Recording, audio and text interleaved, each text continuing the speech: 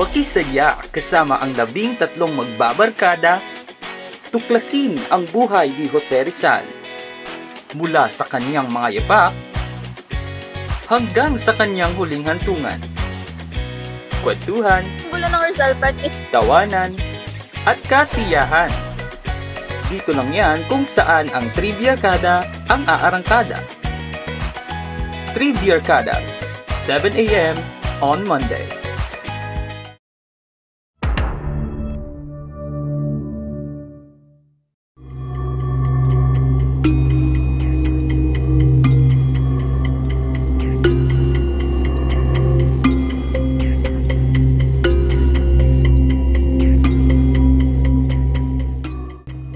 Consumatum est!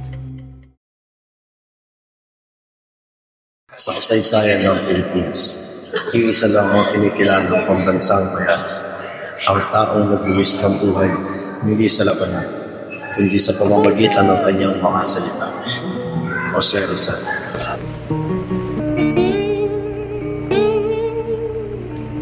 December 13, 1896. Jose Rizal walked toward his execution in Bagong Bayan.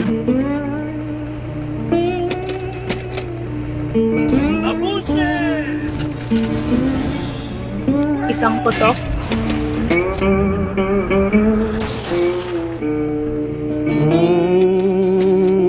dalawa, hanggang sa bumagsak siya. At ang huling hininga ng isang bayani ay nawala sa hangin. 4 na lugar, 4 na kwento, at 4 na hakbang para sa kalayaan.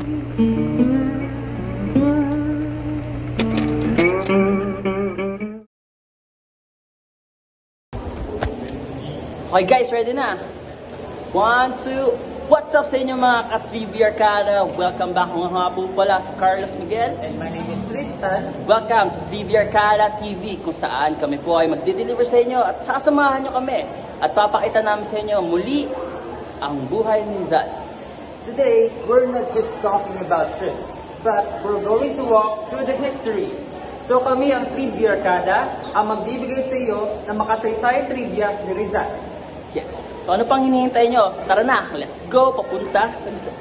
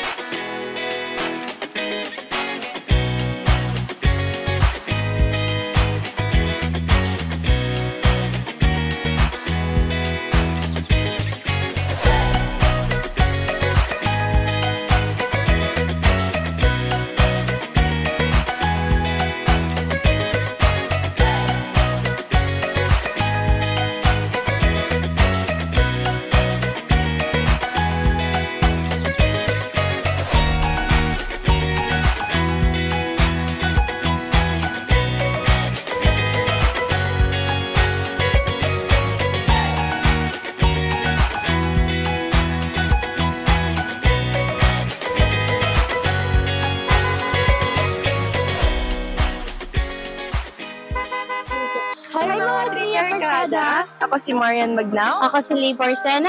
Narito tayo ngayon sa National Library of the Philippines. Hindi lang isang gusali na puno ng kaalaman, kundi isang bantayog ng kasaysayan. The National Library of the Philippines is not just a place for books. It is a space where people can connect with Jose Rizal's legacy and explore his original works. Maraming hindi nakakaalam pero dito nakatago ang ilan sa pinakamahalagang sulatin sa ating bansa. Mga manuskripto, liham, at dokumento na isinulat mismo ni Jose Rizal.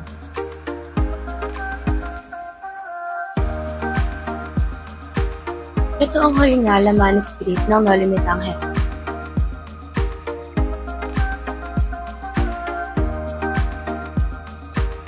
Isang nobela ang hindi lang kwento, kundi isang revolusyon. Sa librong ito, ipinakita ni Rizal ang tunay na mukha ng lipunan noong panahon ng Spain. Ang katiwalian ng pamahalaan, pangapi sa simbahan, at papahirap sa mga Pilipino. Kung ang Noli ay isang pagising, ang El Filibusterismo naman ay isang babala.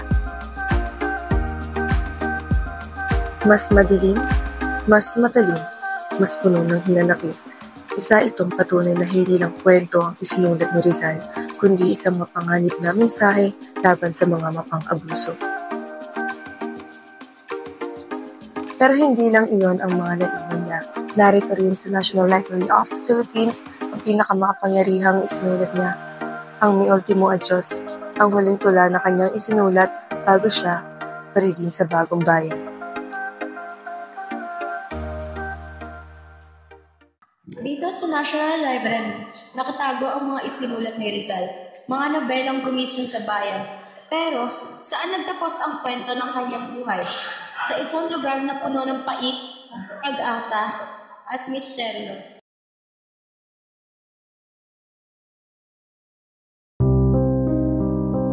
Mula sa tinta, napunta siya sa rehas.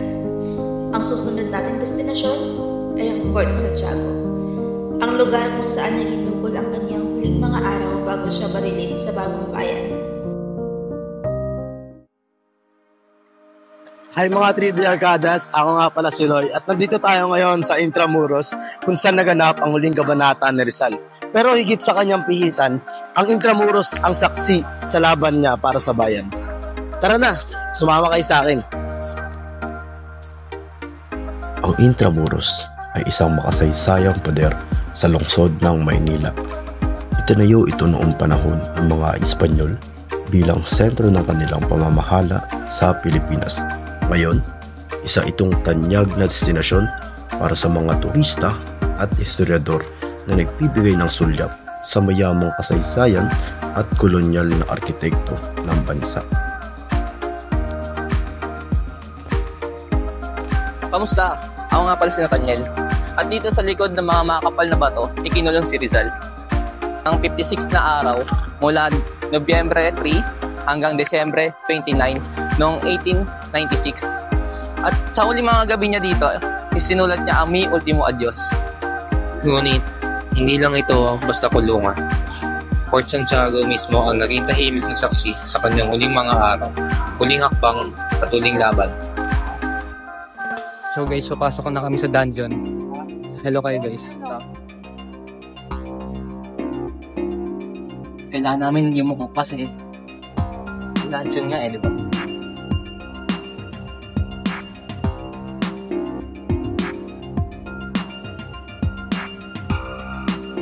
Mga sumisimbolo dating nangyari. So, papasok kami dito sa torture room. Torture room. And dito daw sinasabing yung nakaka-disturbing ko. Ito dito talaga yung pinaka-disturbing na picture. May kasamang bata.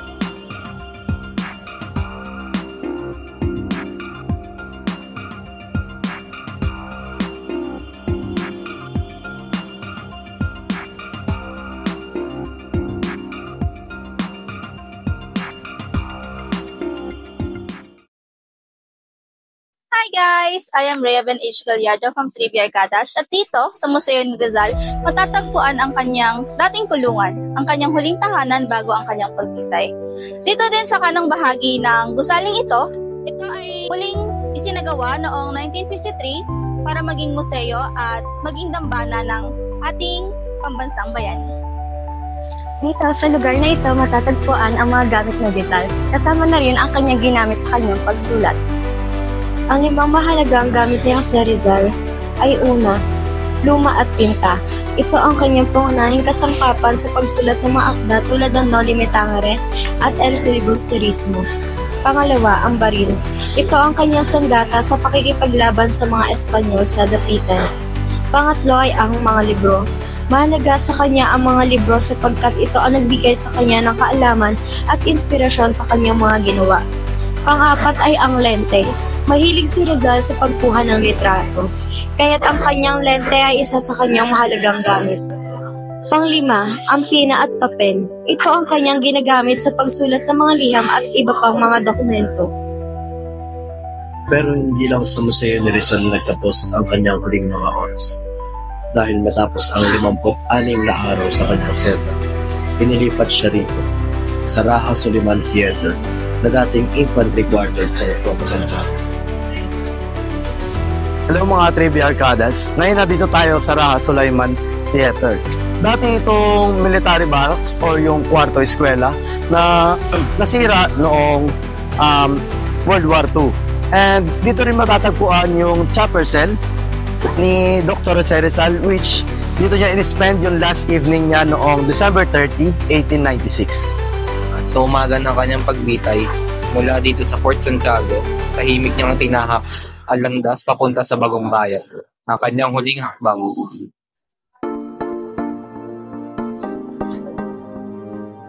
What's up mga ka-trigger kada? It's your girl, Rhea! Alam nating lahat na si Dr. Jose Rizal ay binaral sa Bagong Bayan na ngayon ay Luneta Park. Ngunit alam niyo ba na hindi siya doon unang nilibing? Gulat kayo na! Kawaran pero don't worry. Aalamin natin kung saan ba talaga nilibing si Rizal. Tara! Welcome to BV Arcadas. This is CJ. Welcome sa Paco Park. Sa lumang sementeryo na ngayon Instagrammable na. Sino nagsabi na creepy ang lumang sementeryong ito? Pero wait, bago tayo magpaka-aesthetic, review muna tayo saglit sa past. Samahan nyo kami, bayin ang Paco Park. Let's go. Ang Paco Park isa sa mga pinakamatatandang libingan dito sa Maynila. Dito ay nilibing ang mga mayayaman, mga opisyal noong panahon ng Kastila. Naging libingan din ito ng libo-libong biktima ng epidemic na kolera noong 1880s. Kasi noong 1800s, nagkaroon ng malawak at sobrang laking epidemic sa Maynila. Kaya dahil sobrang daming namatay dito, kinailangan nilang gumawa ng iba pang sementeryo sa labas ng Intramuros. Ang Paco Park ay isang Spanish neoclassical architecture. May makakapal na pader, may arko, at isang circular na layout. Pero bukod dito, ang Paco Park ay isang pampublikong libingan. Ang Paco Park ay may kasaysayan dahil dito nilibing si Dr. Jose Rizal.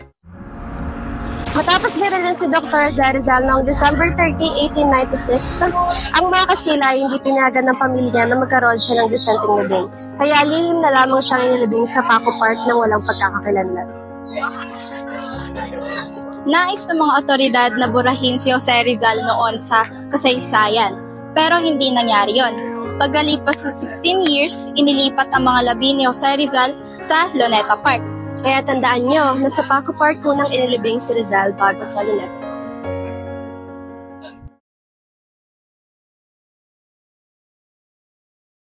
Hi, Trigger Arcadas! This is your girl, Jelza Angeline, and guess what? Andito tayo ngayon sa Luneta. And alam niyo ba, na nung panahon ng Espanyol, na ang Luneta ay naging execution site?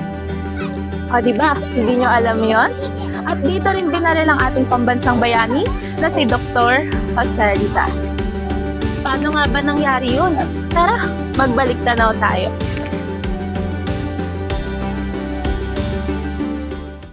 Yo, I am Kyla and up for another trivia.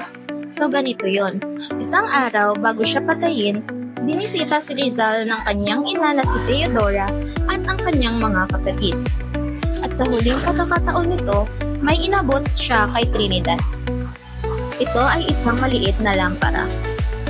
Pero hindi ito ordinaryong lampara dahil sa loob nito, may isang sikreto.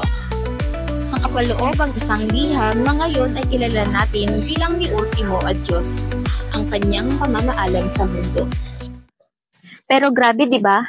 Para hindi mahalata, bumulong pa talaga si Rizal kay Trinidad.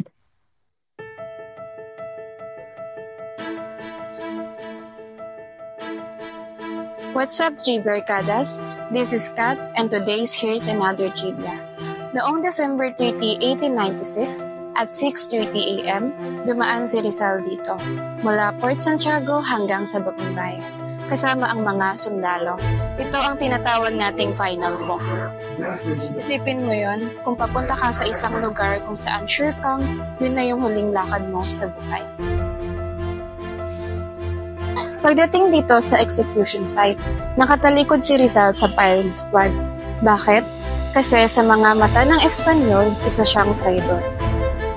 Pero gusto ni Rizal, harap-harapang mamatay.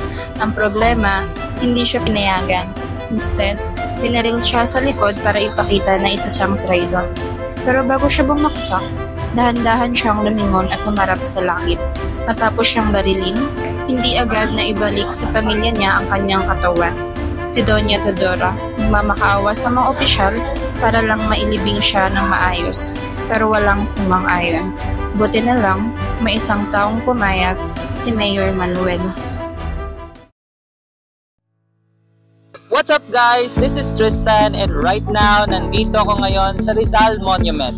Fast forward to year 1912 nang natalo na ang mga Espanyol sa labanan. Inilipat ang mga buto ni Rizal sa isang jar at itransfer dito sa Luneta sa aking kinatatayuan ngayon. Pero alam niyo ba na may hiling si Rizal sa kanyang liham bago siya mamatay? Simple lang, tahimik, may pangalan, at hindi dapat i-celebrate ang kanyang kamatayan. Mag-interview po tayo ng ilan sa mga turista dito sa Rizal Park. What do you feel about the Rizal Park? Ano ba sa tingin mo yung simbolo nito sa atin? For me, ang simbolo ng Rizal Park is yung parang yung death ni Rizal, gano'n. But then, ayun, hindi na maganda na siya eh. So, yun, ayun lang. Ano sa tingin mo yung mga pwede pang i-improve dito sa Rizal Park? Ano na lang, ang dami kasing mga spaces dito na yung ayan kita nyo naman, ang daming mga spaces na sarado. We can make use of the open spaces. Kasi maganda naman kasi talaga mag-picnic here, and then siguro dagdagan yung puno, ganon, kasi mainit, ganon lang. May mga kailangan pa talaga siyang i-improve. Kasi kung titignan mo siya na dito lang, sa panlabas niya lang, plain pa rin kasi siya eh. Plain pa rin siya sa paningin ko. Siguro sa paningin din ng iba. Pero ngayon, every year, nagsiselebrate tayo ng Rizal Day every year. So, sorry Jose, sablay kami sa request mo. Pero don't worry, hindi ka naman namin kilalimutan. So the next time na pupunta ka sa Luneta, take time. Hindi lang to jogging area, hindi lang to picnic area.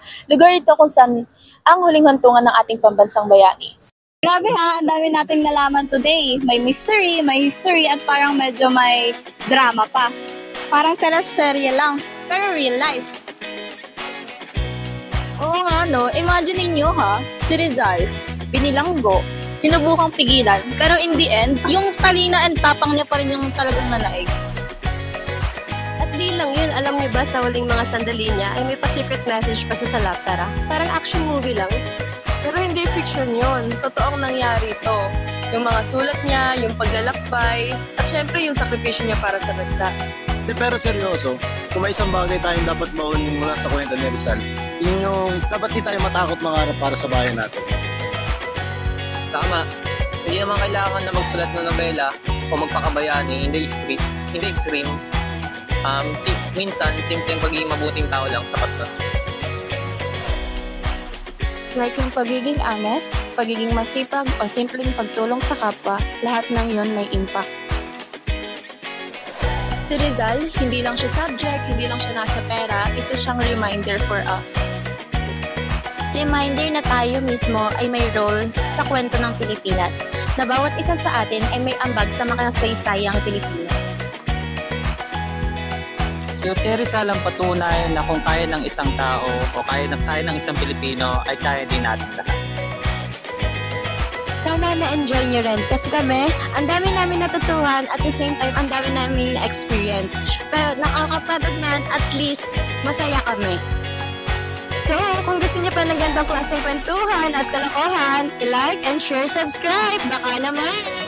Salamat sa pagsama sa amin mga ka-Trivia Kada. Muli, this is the Trivia Kada TV, mga babarkadang magbibigay sa inyo ng mga trivia. Again, maraming salamat. See you again on our next vlog. Bye!